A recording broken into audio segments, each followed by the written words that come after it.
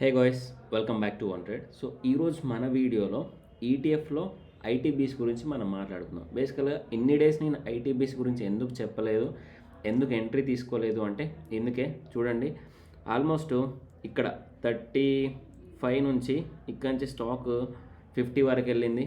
ఇప్పుడు చూడండి ఈ 50 నుంచి 42 దగ్గర రన్ అవుతుంది అన్నట్టు. సో బేసికల్గా ఈ టైంలో ఎంట్రీ అవ్వడం కరెక్ట్ కాదు అని నేను ఈటీఎఫ్ల మీద వీడియోస్ చేయలేదన్నట్టు. ఇదే కానీ ఆటో బీస్ కానీ, ఫార్మా బీస్ కానీ, నెక్స్ట్ గోల్డ్ బీస్ కానీ, ఇంకేమున్నాయి జూనియర్ బీస్ కానీ, నిఫ్టీ బీస్ కానీ, బ్యాంక్ బీస్ కానీ, ఇవన్నీ ఆల్రెడీ ఫుల్ ర్యాలీ అయిపోయినాయి అన్నట్టు. చాలామంది కొన్ని యూట్యూబ్ వీడియోలో చూసాను నేను, వాళ్ళు ఎంతోముందు ప్రీవియస్గానే 3-4 మంత్స్ ముందే చేశారన్నట్టు. ఇప్పుడు వాళ్ళు చెప్పినప్పటి నుంచి ఆల్మోస్ట్ ఇంకొక కొంచెం పర్సెంటేజ్ అనేది స్టాక్ పడిపోయింది. సో నేను అందుకే అప్పుడు ఈటీఎఫ్ల గురించి కవర్ చేయలేదు. సో ప్రజెంట్ ఈటీఎఫ్ల గురించి కవర్ చేద్దామని ప్లాన్ అనుకుంటున్నా. అందుకే దాంట్లో నాకు ప్రజెంట్ బెస్ట్ అనిపించింది ఏంటంటే ఐటీబీస్. అంటే ఇది పడదా అంటే పడవచ్చు, పడకపోవచ్చు. కానీ మనకు చూడండి ఐటీబీస్ అనేది ఒక 50 రూపీస్ నుంచి 42 రూపీస్, అంటే 8 రూపీస్ డిస్కౌంట్లో ట్రేడ్ అవుతుంది అన్నట్టు ప్రజెంట్. సో మనం ఎక్కడి నుంచి దీన్ని చూడొచ్చు అంటే ప్రజెంట్ ఇది ఒక మేజర్ సపోర్ట్ అండి. ఫస్ట్ సపోర్టు నాకు తెలిసి ఇది పక్కా బ్రేక్ అవుతుంది అని నేను అనుకుంటున్నా. It's completely my opinion. And one more point, I'm not recommended any stock to buy or sell. Okay, ఇది నేను ఫస్ట్ సపోర్ట్ అనుకుంటున్నా. ఈ ఫస్ట్ సపోర్ట్ నుంచి ఇక్కడి నుంచి ర్యాలీ ఇమీడియట్గా రివర్స్ అవుతుందా అవ్వదా అనేది పక్కన పెడితే, ఈ బిట్వీన్ ఇక్కడ ఉంది కదా 37 లేదు 38 నుంచి ఈ 40 మధ్యలో మనం ఈ ఈటీఎఫ్లోకి కొన్ని ఎంట్రీ తీసేసుకోవచ్చు. మీకు అర్థమైంది కదా నా పాయింట్. ఇక్కడ నుంచి మీకు పుల్ బ్యాక్ వచ్చేసి కంపల్సరీ రివర్స్ అవుతుంది అని అనిపిస్తేనే ఇక్కడ కొన్ని యాడ్ చేసుకోండి.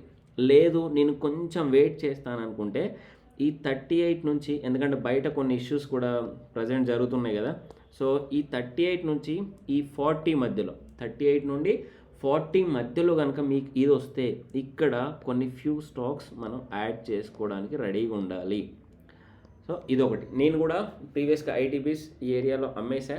నాకు కూడా అప్పుడు కొంచెం డబ్బులు అవసరం ఉన్నాయని చెప్పా కదా.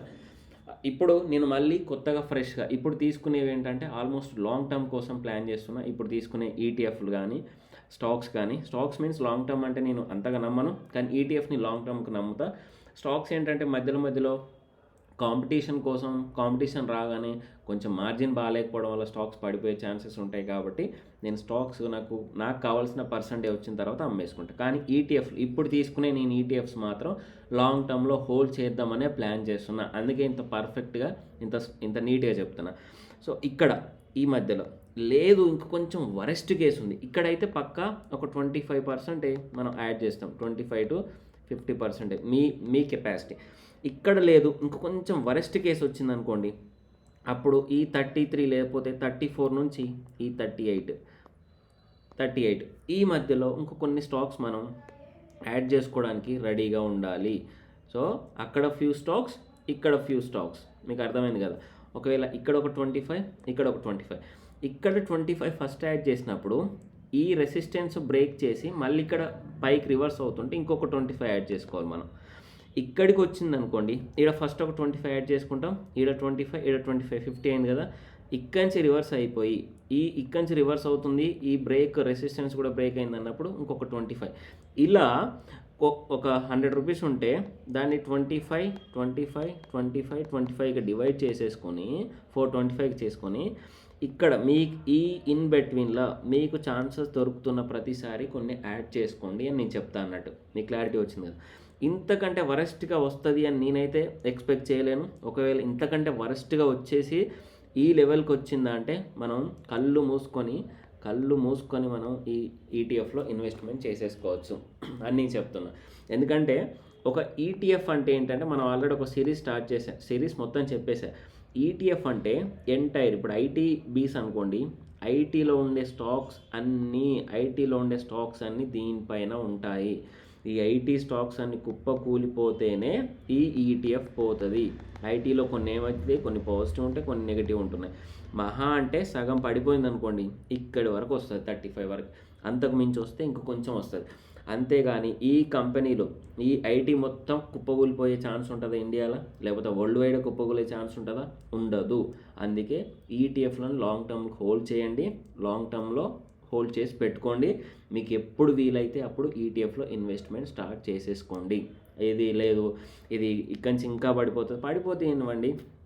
స్టాక్స్ లాగా దీనికి కాంపిటీషన్ లేదు, స్టాక్స్ లాగా దీనికి ప్రాఫిట్ మార్జిన్ అలా చూసుకోవాల్సిన అవసరం లేదు. ఎంటైర్ సెక్టార్ పైన డిపెండ్ అయి ఉంటుంది కాబట్టి ఎంటైర్ సెక్టార్ కొన్ని రోజులు పడిపోయినా మళ్ళీ రివర్స్ అయ్యే ఛాన్స్ చాలా ఎక్కువగా ఉంటాయి. కళ్ళు మూసుకొని మనం కొనుక్కోవచ్చు.